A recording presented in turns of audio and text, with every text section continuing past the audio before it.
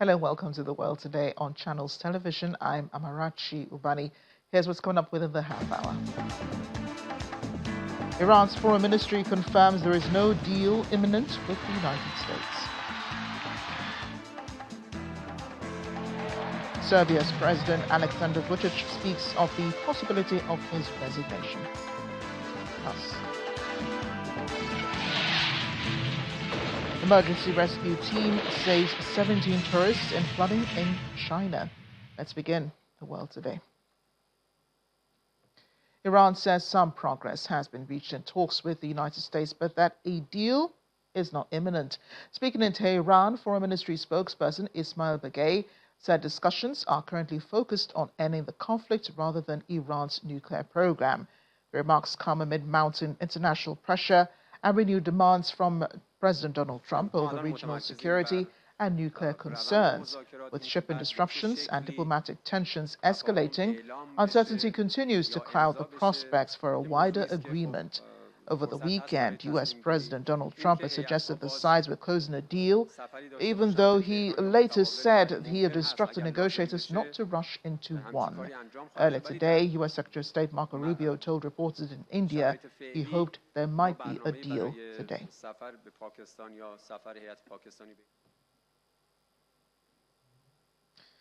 Staying with Iran, China's foreign ministry earlier today welcomed a ceasefire deal between the U.S. and Iran, even though one has not been agreed on yet. Spokesperson Mao Ning urged both sides to get closer to ending the war, saying we must maintain the momentum of de-escalation, adhere to the overarching goal of a political solution, and through dialogue and consultation reach a solution that addresses the concerns of all parties. We must reopen shipping lanes as soon as possible. The remarks come amid reports of renewed diplomatic progress between Washington and Tehran following months of escalating tensions. Beijing also reaffirmed its stance on Taiwan, warning foreign governments against supporting separatist movements. Mao Ning reiterated Beijing's opposition to official exchanges between Taiwan and countries maintaining diplomatic relations with China, after German lawmakers described ties with Taipei as extremely important ahead of a planned delegation visit.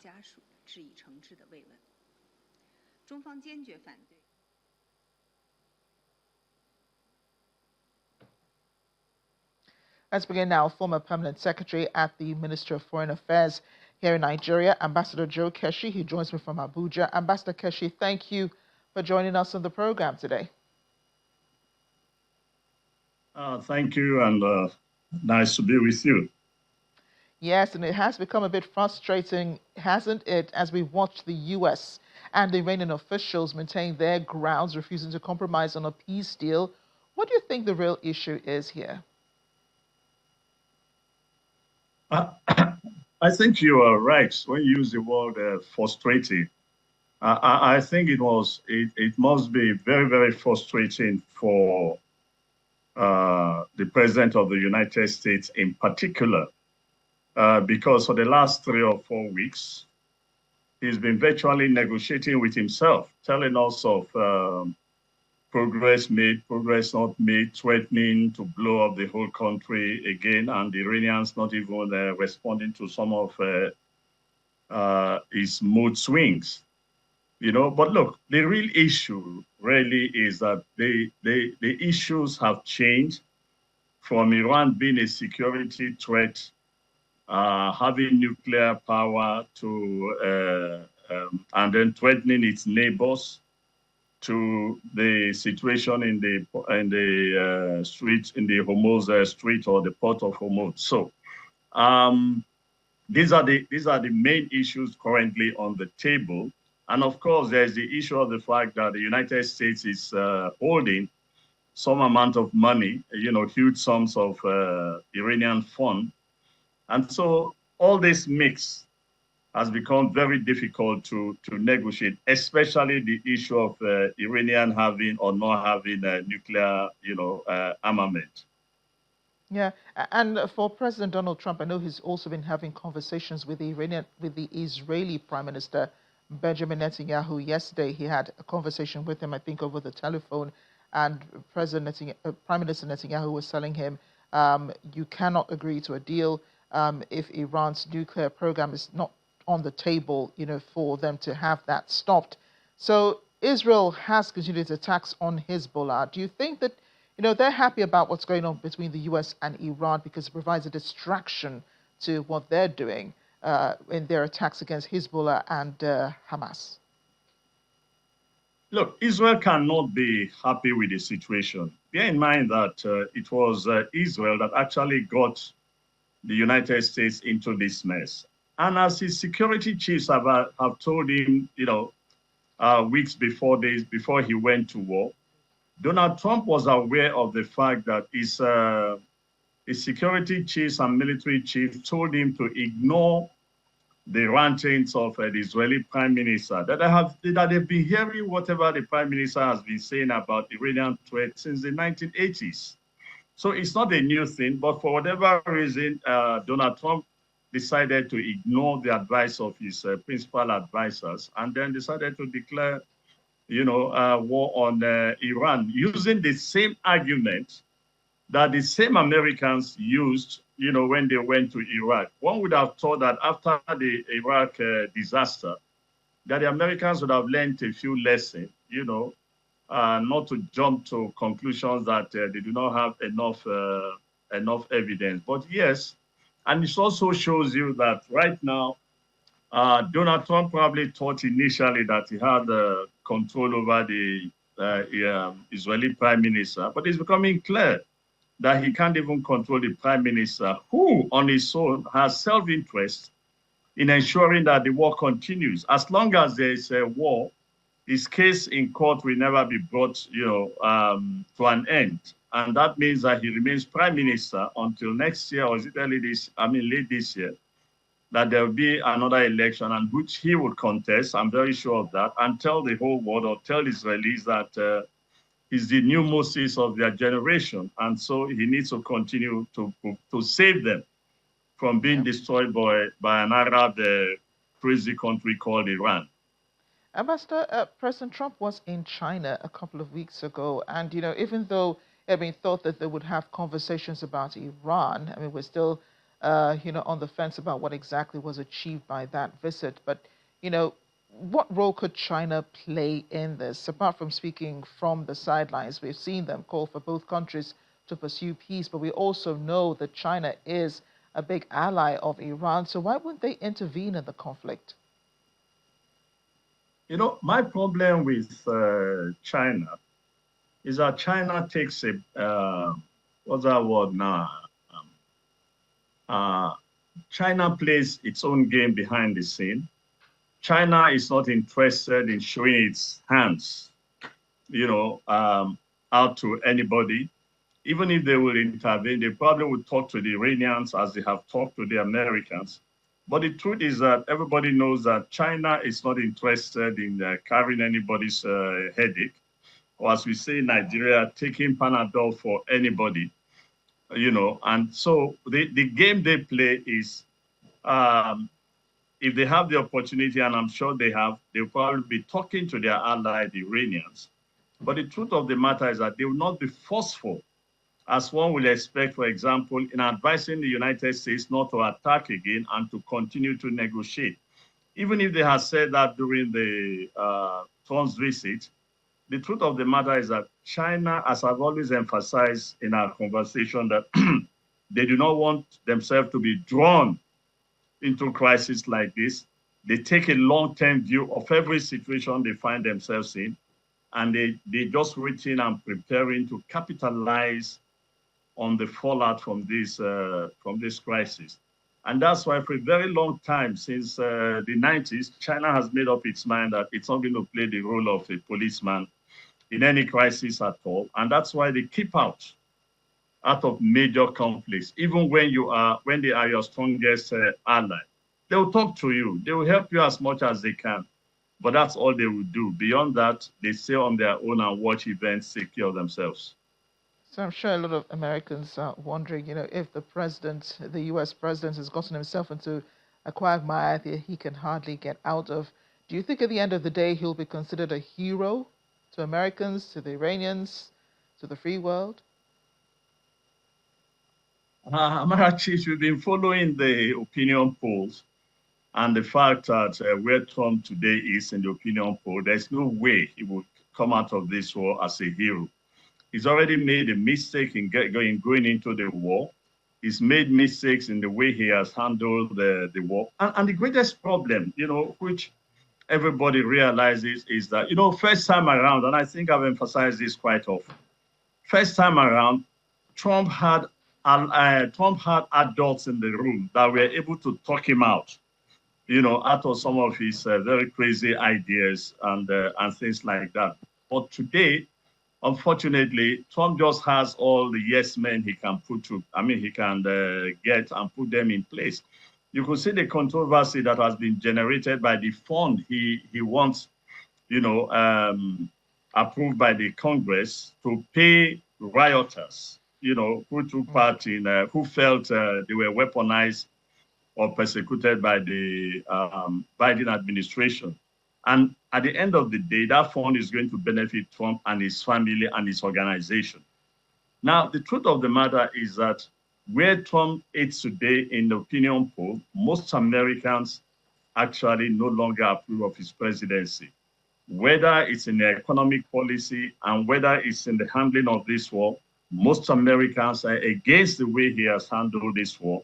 And as far as they are concerned, if he can get himself out of very quickly and allow, particularly the cost of fuel in the United States, which has skyrocketed since the war started, because of, and the fact that he has refused to pay close attention. When he was going to China, he made it clear he was not even concerned about the rising cost of fuel in the United States, which politically is very unwise for any leader to say things like that, that you are not concerned when your people are suffering from the growing cost of living, So he's somewhere along the line, Trump or the Republicans will pay a price for this unintended,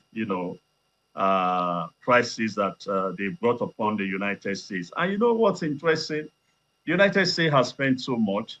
The United States has, nearly emptied its stockpiles, and they're going to need a lot of money to be able to rebuild, which, if you ask analysts, will tell you that this has left the United States militarily weaker. They are the strongest, no doubt about that, but it will take them quite a lot, to recover from this war, which at the end of it all, given whatever agreement is reached, might be considered a disaster for Donald Trump.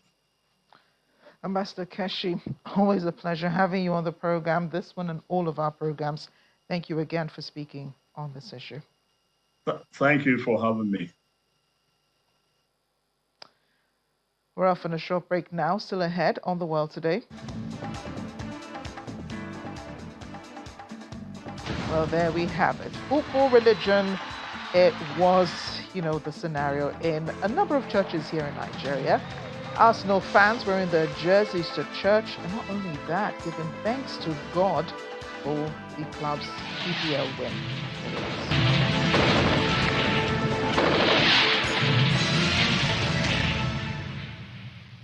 Welcome back. Serbia's President Aleksandar Vučić has opened the door to leaving office shortly, while downplaying the scope of student mobilizations against his government held last Saturday night in Belgrade, which concluded with 23 arrests and various material damages. In his words, it is possible that I will present my resignation shortly, Vučić declared, as reported by one of the news stations on the ground.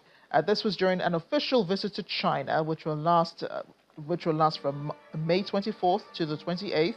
Despite this, his term as head of state is still valid until 2027. The leader stressed that he does not belong to those who want to stay in office for the rest of their lives.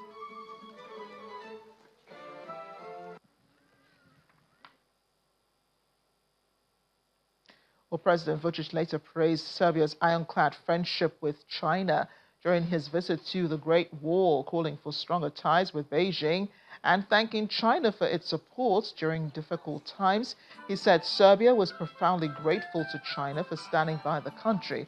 The two countries are expected to sign more than 30 agreements during the visit, with around €1 billion in expected investment. The talks are set to cover several areas, including high-tech manufacturing, chip production, and humanoid robotics. Mr. President. Hospitality. Magnificent place that people actually that built, that constructed this great wall are invincible people. This speaks a lot about Chinese people. This speaks a lot about your persistence, consistence, your desire to defend your country, your borders, your sovereignty, independence, but also it presents always diligence and dedication of Chinese people, which I admire very much. At least 19 people have been taken to hospital after strong smell was reported at a shopping complex in Tokyo. A police spokesperson said a man had sprayed a substance at a cash machine on the ground floor of the building in the luxury Ginza 6 shopping center on Monday. The substance is believed to have been an irritant spray identified by authorities as likely containing capsaicin, which is found in chili peppers. Police are still looking for the suspect, national broadcaster NHK reported earlier. Police near the scene reported feeling their throat become painful and itchy. One 70-year-old woman told reporters that it started stinging and hurting as she approached the ATM. A large emergency response is present at the scene, including police officers, firefighters, and ambulance workers.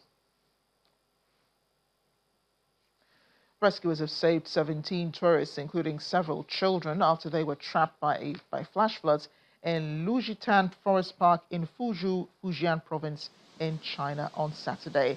As prolonged downpours continue to trigger flooding across the country, in neighboring Jiangxi province, 2 people were also stranded after water levels rose in local rivers. One emergency worker was briefly swept away by the current. Rescuers, however, managed to pull him back and bring the trapped residents to safety. The latest rescues come as severe flooding continues to affect several parts of China. In southwestern Chongqing, 3 people were killed. 19 others remain missing after recent floods, with rescue operations still underway. Beijing actively activated level 4 national disaster response. They also sent a work team to affected areas and released 20 million won in emergency funding. The flooding was triggered by torrential rain that has battered parts of the country since last month. According to the National Climate Center, average national precipitation has reached 110.1 millimeters. That's around 18% above the seasonal norm.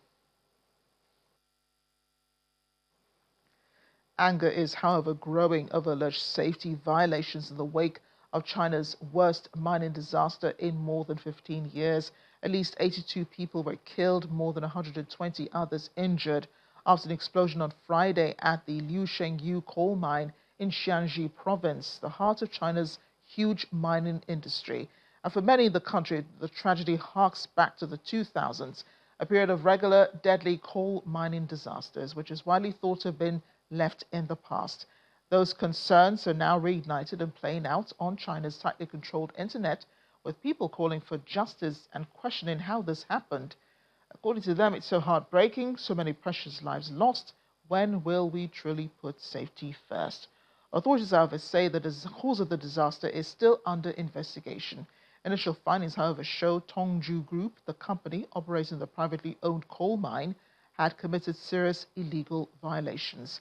At a news conference on Saturday, they pledged to conduct a rigorous investigation and severely punish those found responsible.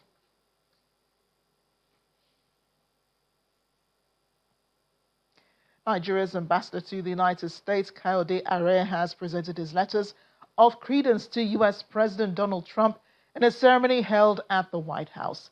The event, which took place on Thursday last week, also saw 11 other newly appointed ambassadors from countries including South Africa, Chad, Australia, and Chile formally present their credentials.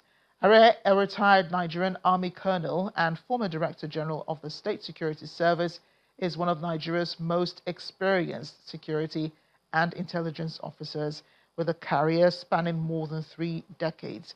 His appointment follows approval by President Bola Tinubu and confirmation by the Senate, marking his return to high-level public service in diplomacy.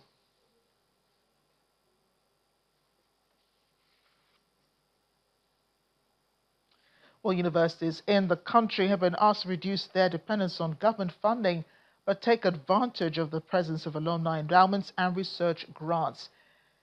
Experts in the education sector made the call at the end of a two-day Commonwealth Institute Universities Leaders Conference in Lagos with the theme Funding and Revenue Generation for Universities. And he said the school must build and will build.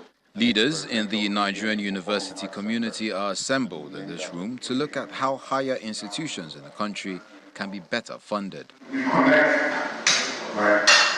The thrust of the conversation here is how best to make money available for Nigeria's universities away from government. If you are able to successfully build out a very robust advancement office, you can become self-sustaining without the government. So the government's funding will be just really gravy because the focus of your endowment. We need to help them create some fund where we task them to give 1,000 naira a month if necessary. Whatever it is, we show them. So we need to encourage giving back, we need to educate and give it back, and we need to reward giving back. Other institutional heads who attended the conference added their voices to the call for synergy with stakeholders in order to enhance funding of universities in Nigeria. We can get what we want if our relationship with our key stakeholders are fantastic. And who are our key stakeholders? Primarily our students. If you give them that culture of loving the university, looking at it as their own, taking ownership of it. When they leave, they want to give back to the system. They want to look back at a system that has built them, not one that has terrorized them. The Chancellor, Lagos State University, His Royal Majesty Oba Olufolarin Ogunsonwo, the Alara of Ilara Kingdom, commended the Commonwealth Institute for coming up with this conference, which provides pathways to making Nigerian universities less dependent on government. Even as Pro-Chancellor, as well as proprietors of private universities, for us to sit down, network, and try to come up with ways and means of making our universities to be self-reliant financially. It is believed that university leaders will go back with new insights on how to make the most of alumni association and other partners that will make Nigerian universities less dependent on the government.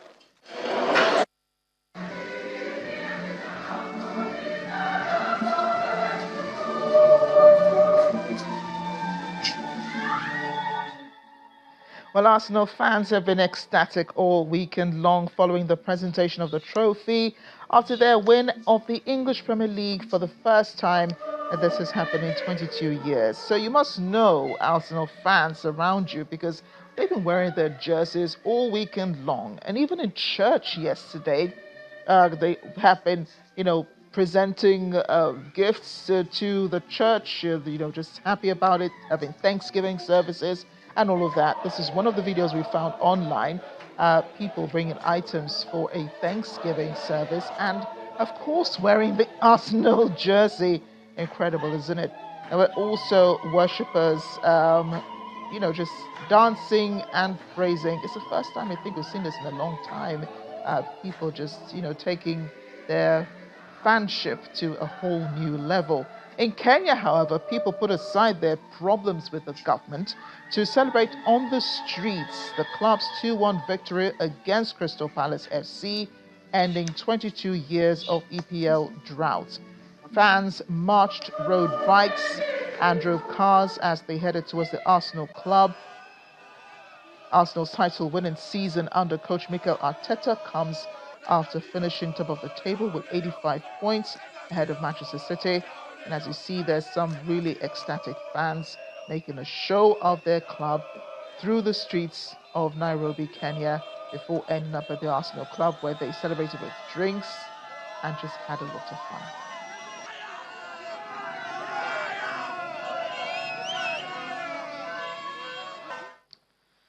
Well, you shall know them by their jerseys.